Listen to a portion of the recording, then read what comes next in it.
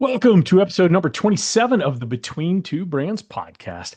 I'm your host, Bill Petrie, and as always, I'd like to thank you for joining me on this particular content ride. Hey, before we get started, and we have a really, I think, fun episode today, I got to pay a bill or two because that's kind of how things work.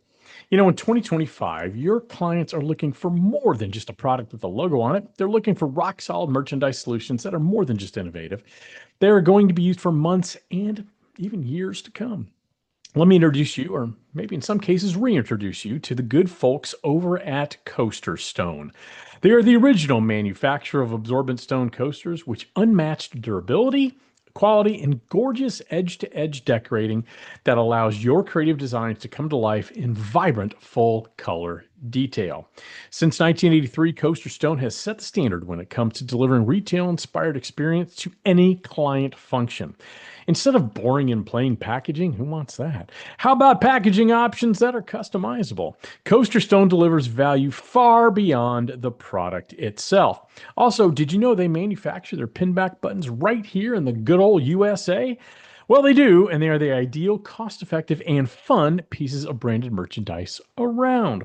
So with that combination of stone-cold quality, striking decoration, low cost per impression, and unmatched value, Dave and Glenn and his team are ready to help you make a rock-solid impression with your clients.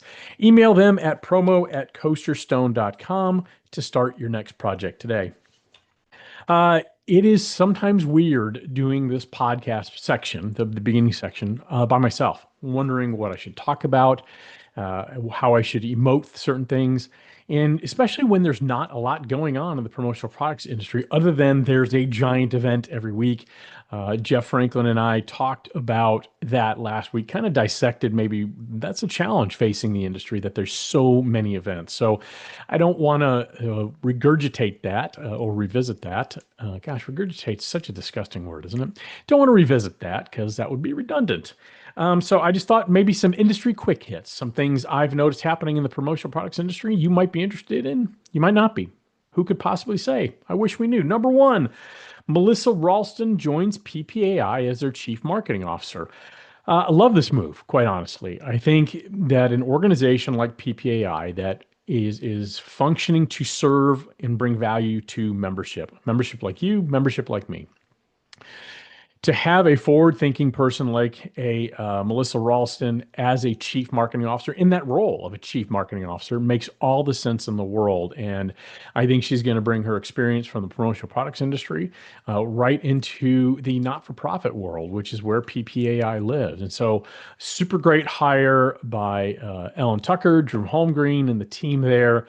I absolutely love that hire, and I think it's going to help elevate the way branded merchandise is viewed in the overall advertising world. So I love that move. So kudos to you, PPAI.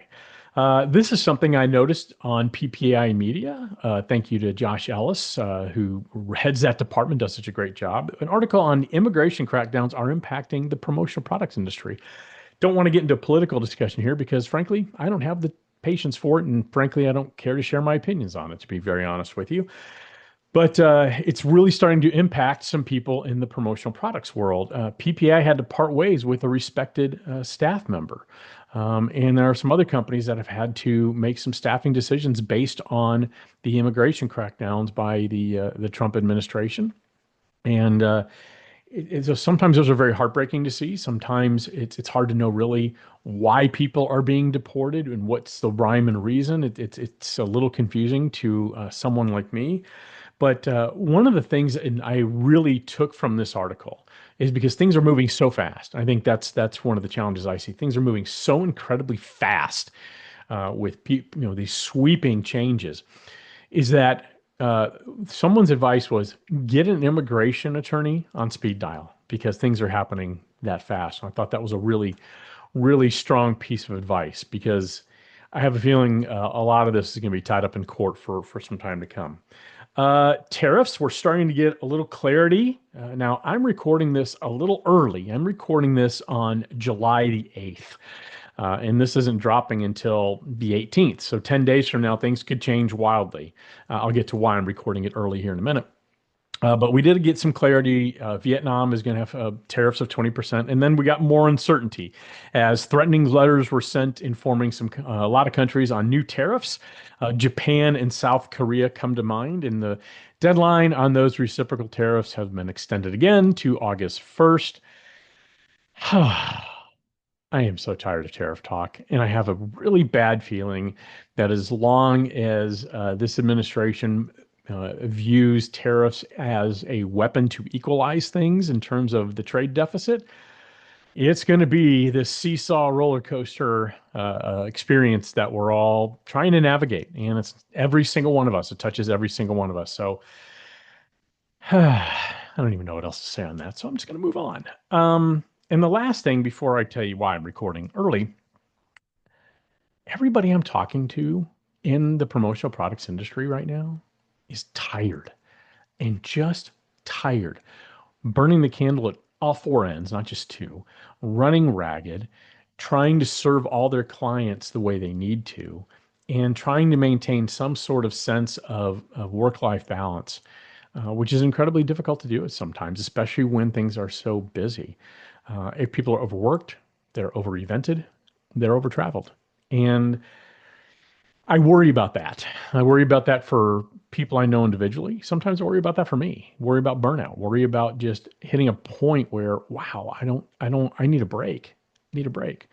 And speaking of being over-evented, the reason I am recording this podcast a little bit early is the fact that I'm going to be in Cabo San Lucas next week at our Promocations event in Los Cabos. So I don't really want to record a podcast while Josh Robbins and I are hosting an event for some 55 promotional products professionals trying to form and forge lasting business bonds. So you got to plan ahead, and that's what I'm doing. And I think some of that's contributing to my own exhaustion. I'm trying to get things done in advance because I'm out of the office. I'm out of the office the next 2 weeks. I'm out of the office for the Promocations Cabo trip, and then the following week I'm at ASI Chicago, and so it gets difficult to make sure everything gets done. But get done, it will, and that's the good news. You can plan ahead and get things done. It takes a lot of organization, that is for sure.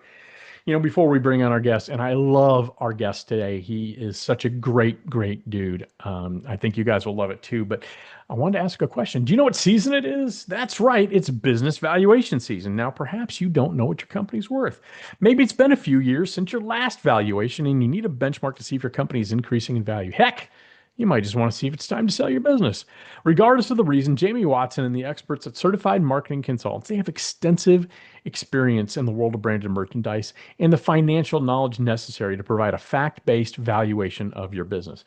All you need to do is email them at info@certifiedmarketing.com and they'll set up a confidential discussion with you. Now, hey, I did just mention ASI Chicago. If you're going to be at ASI Chicago here in a couple days as this podcast drops, Jamie would love to meet with you. She will be there and she would love to meet with you confidentially to discuss all those aspects of your business. And you can email her at jamiew@certifiedmarketing.com. All right, this is going to be a fun roller coaster ride. Let's get to our guest. My guest surprisingly provided the lamest intro I've ever gotten on this podcast. He is a 15-year-old promo vet and stand-up comedian. I'm sorry, that stinks. I wrote my own. Uh, Here we go. Yeah. So it's my podcast. I think we can do much better. I burned a few calories. Here's what I wrote. He has been a branded merchandise maven for 15 years, most recently for the past 8 years as a multi-line rep for the lovely Lori Eaton. When not slinging swag, he's a stand-up comedian known for winning roast battles across the country and making audiences giggle with unabashed joy using his unique brand of acerbic wit. Full warning. This podcast may not be safe for children. So put in your AirPods or whatever. Last disclaimer, his commentary and opinions do not reflect that of Lori Eaton nor the companies she represents. Please join me in welcoming my very good friend, Mike Eaton. Mike, how the hell are you? Where the hell are you? Wonderful. I am in Trinidad, Colorado, a city no one has ever been to, I'm pretty sure, or really needs to. I'm in between cities traveling to head to go do some comedy in Denver. So just I, on the road and was excited to jump on this with you.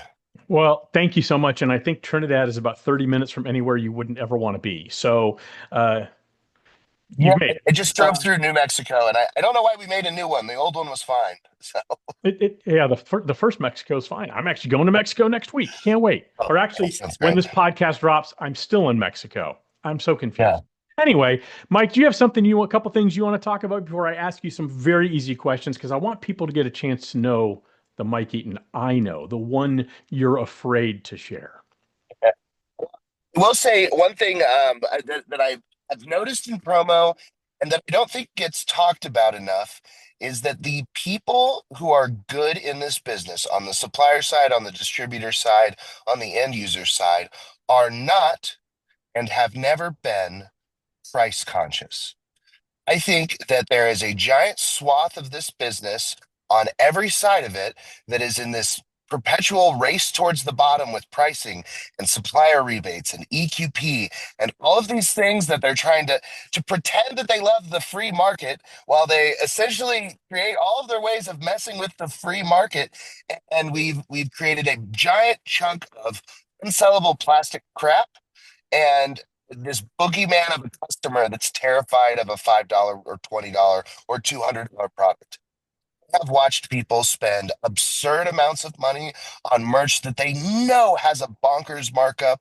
I have watched my friends sell shitty, won't pick a brand, but just shitty t-shirts that probably cost them $3 to make for $50. And end users not bat an eye because there's perceived value. I think that there are some people in this business that are doing a great job and they are aware of that. And they're letting that secret stay theirs. But man, if you're out there selling your customers on price, you're bad at this and should go work somewhere else. 100%. I mean, unfortunately, I think that actually all begins at the distributor level.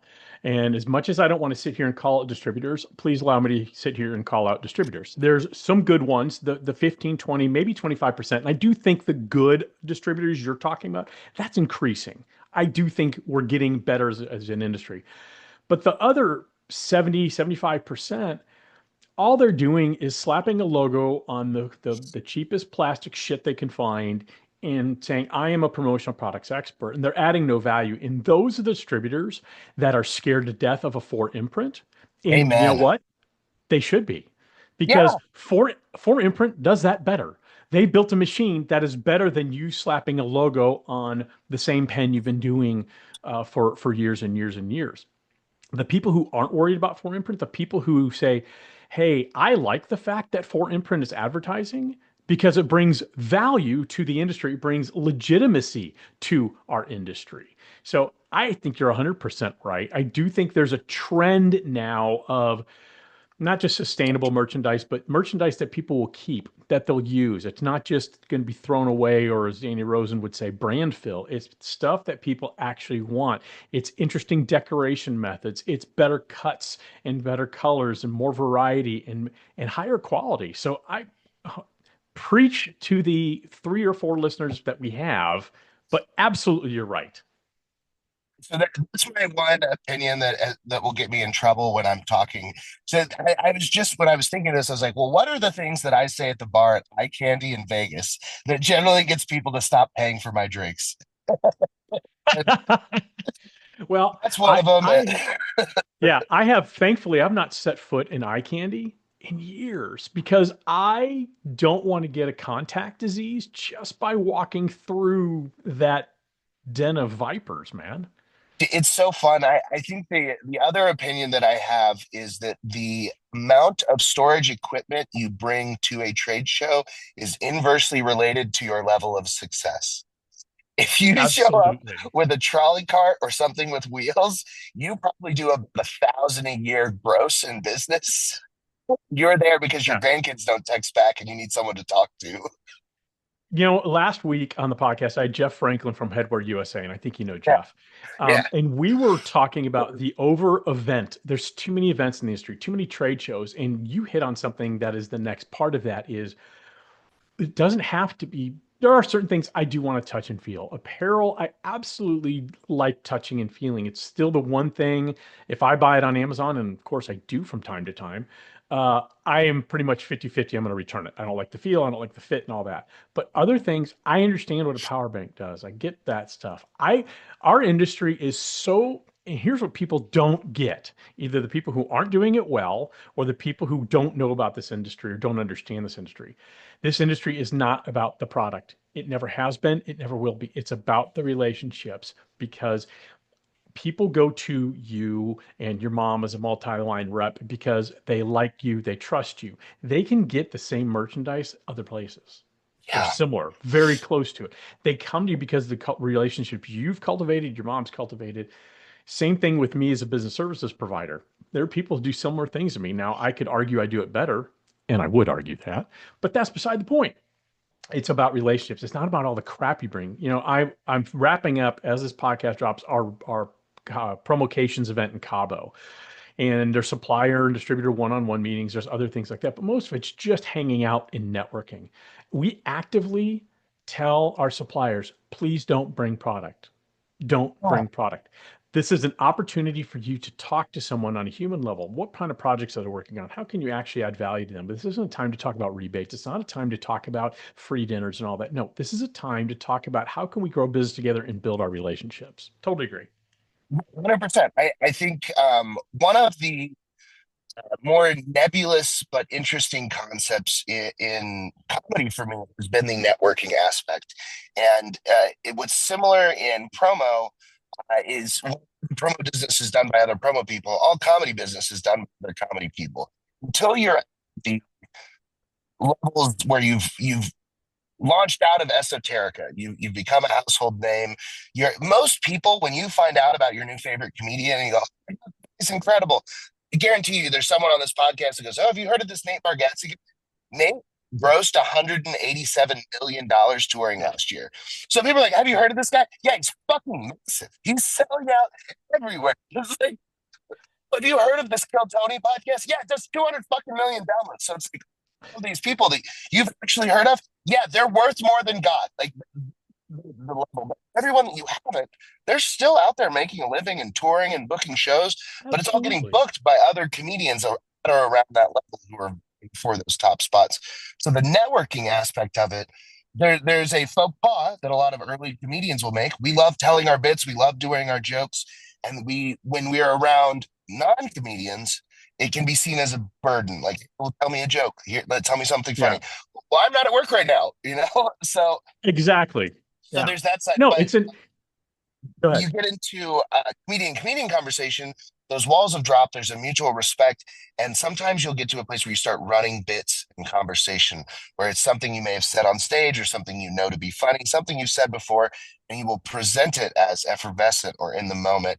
And it's a huge networking faux pas, and it's pulling out product when you're trying to have a combo. And it's just something like watching how many domains are just the same thing. If I Right. try and pull out a stage bit on a established and great comedian that I'm talking to at 2 a.m. over drinks at the bar, my chances of that meaning anything have just gone to shit because I've just shown him that I'm actually not here caring about him developing a relationship. I'm using him to get Right. to something. And I think Right. that follows into promo. I think you're right. And a million, I think a million other industries too. It's about those relationships. I think of, I'm a big music guy, Yeah. and yeah, there are the bands that are going to sell out arenas, and, Oasis is touring, and, Sammy Hagar toured last year, sold out arenas and all that. But for every band like that, there's a band like American Aquarium where they're going to sell out occasionally a 2,000 seater, but most of the time they're playing to 750,000 seaters. Most people haven't heard of them, but they have a very fervent cult following and they have a network. And so they bring people on tour with them that they like, and that gets exposure. And they get brought on tour by like the Turnpike Troubadours, and that broadens their exposure. And that's because there's relationships. Same thing in your industry, same thing in ours. And I even, when Sandy and I went to see you here in Franklin about a month and a half ago, it was really cool because it was your show, but you had several comedians with you. Um, and you were the headliner, but I could tell that it was a relationship thing. You know these guys, you know what they're going to do, that they're going to be good, and it's going to support you, and you guys support each other. It was very cool, very interesting stuff. All right. Do you have anything else you want to talk about before I have five easy questions for you? No, I think I covered my soapbox.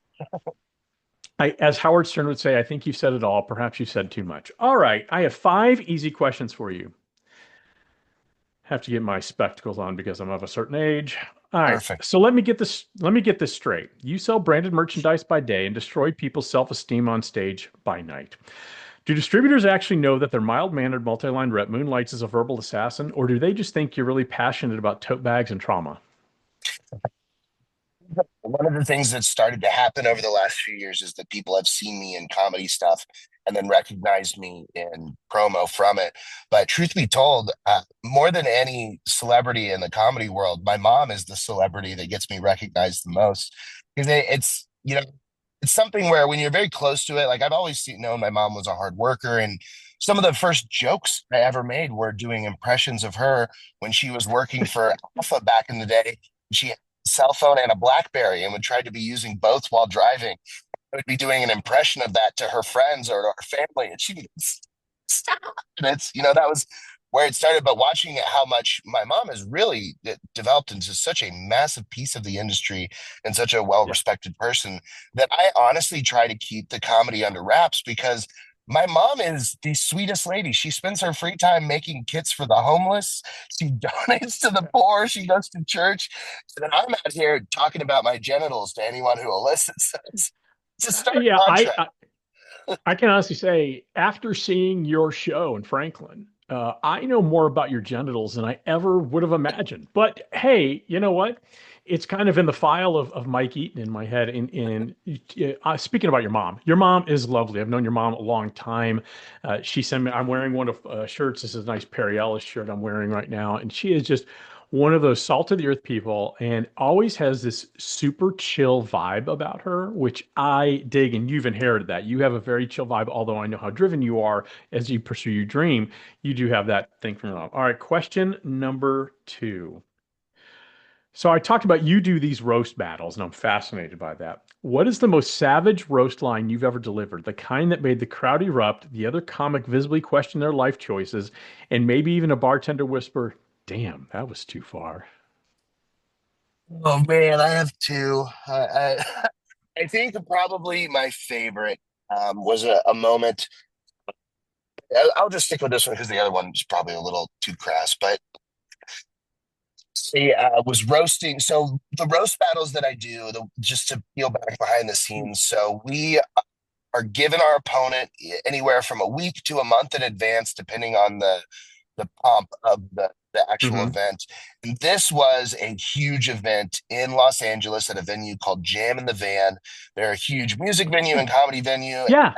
Oh they were yeah, I'm doing familiar with Jam in the Van. Yeah. so they're doing a city battle. So it's versus Austin. And Austin, especially over the last few years, has had this kind of chip on its shoulder.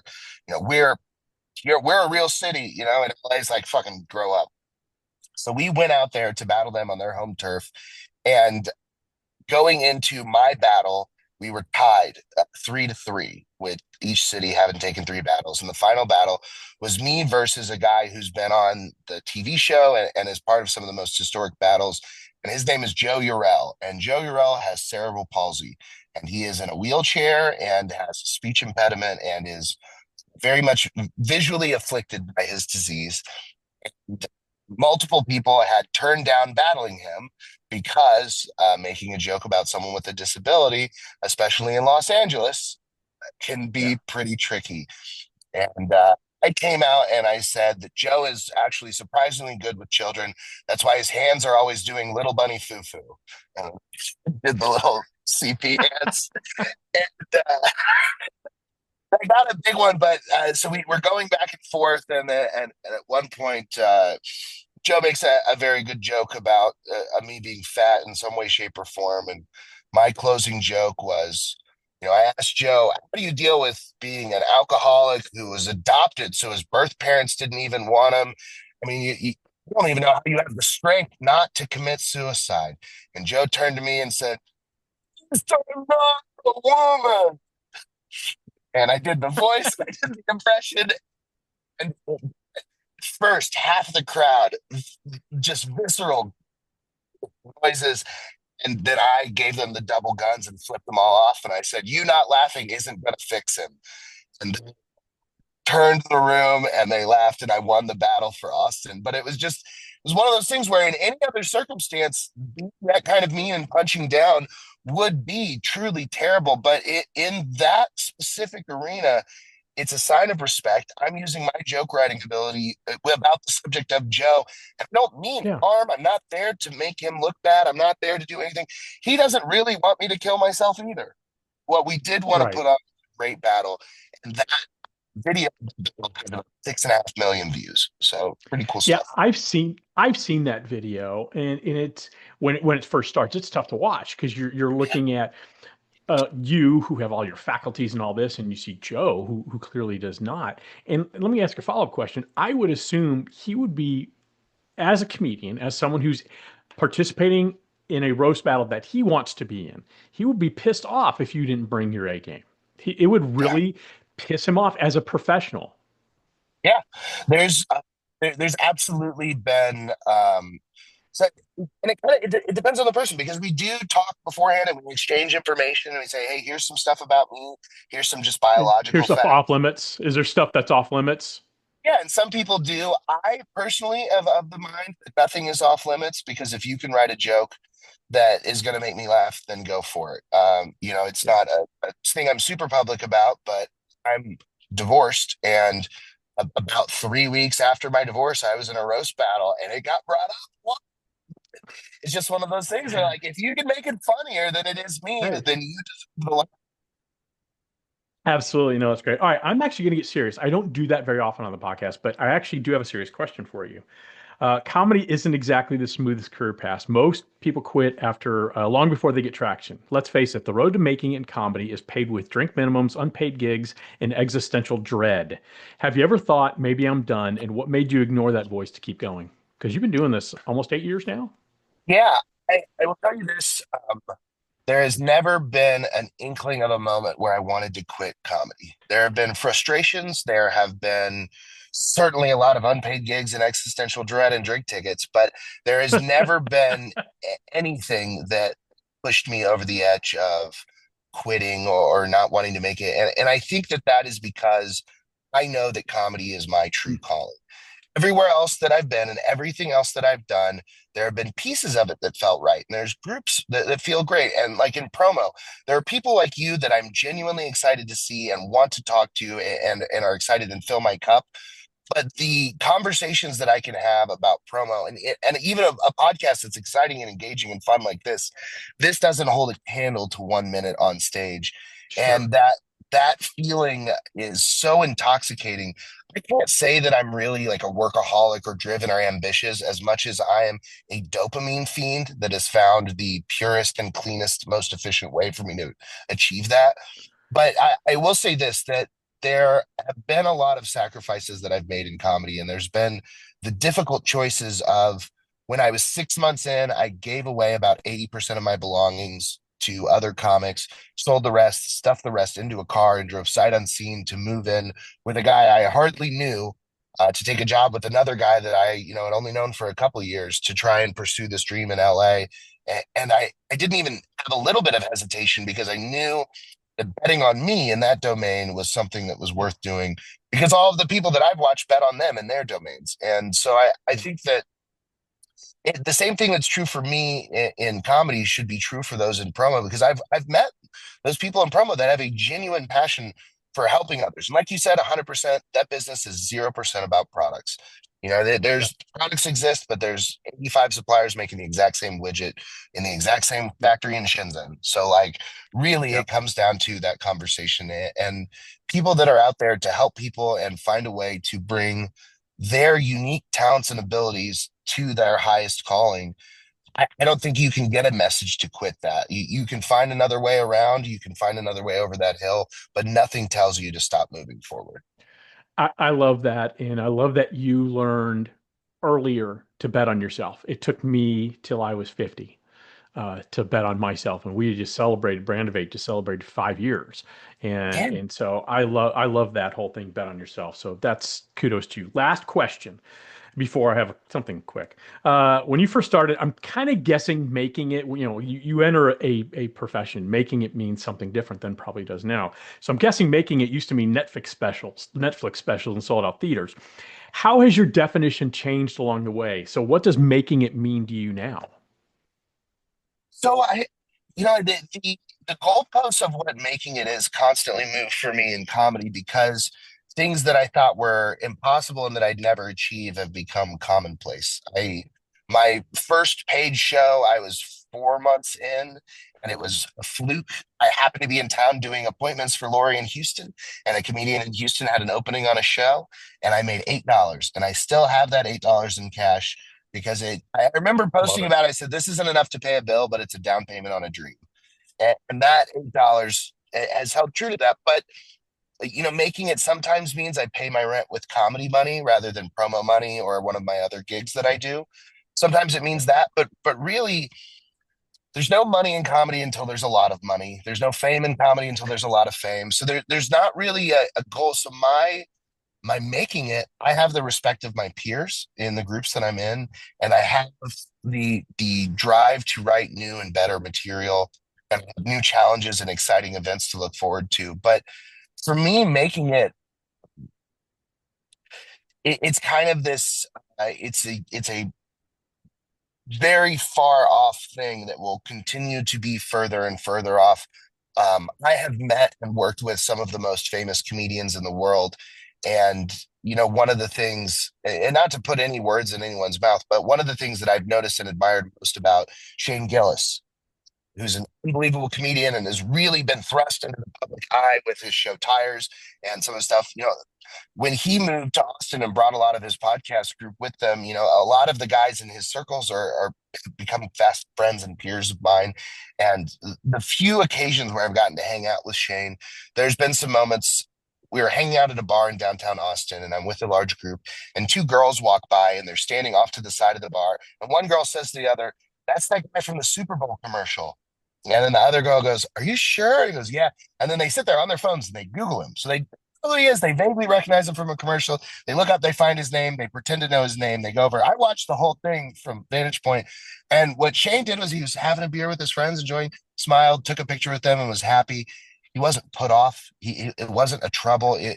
Even though these weren't genuine fans or anyone putting money in his pocket or anything that meant anything to him, he was excited to take that picture with him because of what that meant, because of who he used to be, and the stories that he's talked about, and the way that he's brought his group of friends up. So my making it used to be if I could emulate Adam Sandler and make movies and make friends and vacations and get Right. everybody paid.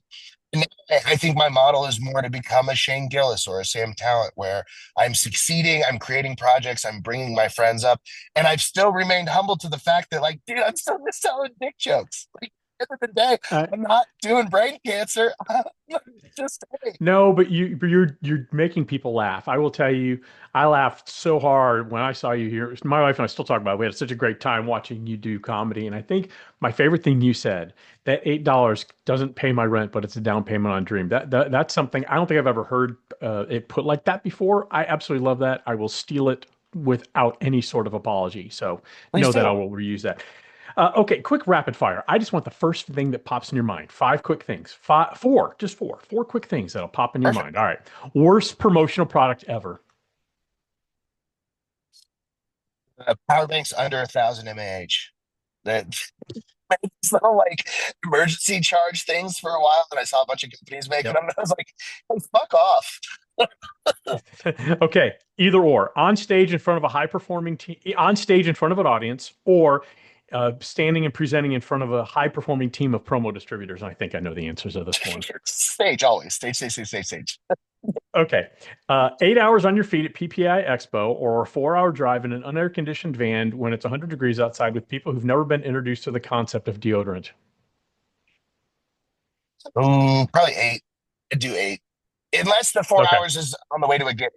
If that is, if that's on, if, because I did 14 with my buddy on the way to Franklin. So Yeah. Okay. All right. Last one. A distributor claiming to be your biggest customer at a trade show to get a discount, or a fan claiming to be your biggest fan to get free tickets to an upcoming show. I'll take fan because the person that's trying to get a discount by pretending to be friends, or be a big customer or whatever. It's like nobody that's ever been a real customer has ever had to say I'm a big customer, because that's what CRMs and all the KPIs and everything that all of business Yeah. analytics that's a multi-billion dollar industry has figured out. Yeah. But when someone comes up and they are pretending to be a fan or want free tickets to a show, I'm at a place where I would rather have you at my show than sell the tickets to my show. I did this silly thing, and whether it's good or indifferent, I have put all of my eggs into the basket of the quality of my stand up. I said, I'm good at the relationships. I'm good at all the other stuff. I'm never going to quit this. You couldn't pay me to stop doing comedy. So what's the end all be all? Can you be funny? So I put all my eggs in that basket. So I've not gotten very good at the marketing or the self promo or the video editing or the 75 other jobs I need to do, but I've gotten really good at that. So if you ask me for free tickets, fucking, you don't need to be a fan. You will be. And that's what I've learned. And that's what I've worked on. I love that. I absolutely love that. Before we say goodbye, I just do a quick sponsor read. This episode has been brought to you by the good people over at Coaster Stone, home of the original absorbent stone coaster.